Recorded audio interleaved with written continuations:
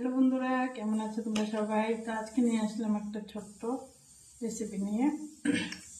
এখানে দেখতে পাচ্ছ তোমরা সবাই শুটকি।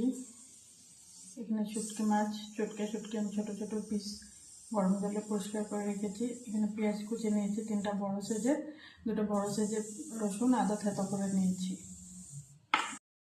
গরম হয়ে গেছে, তখন আমি দিয়ে দেবো তেল। শুটকি চাটনির মধ্যে তেল একটু বেশি দেবো, অনেকখানি তেল দিয়ে দিলাম। তার আগে দিয়ে দেবো পেঁয়াজটা।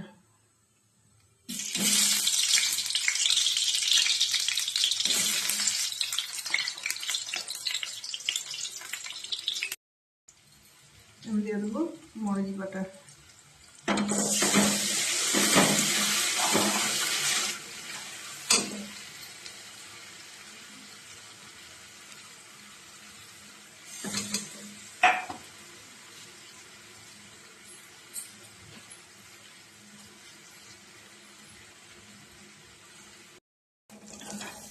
আমার শুটকি তেল ছেড়ে দিয়েছে, তো কি সুন্দর কালারটা হয়েছে, খুব সুন্দর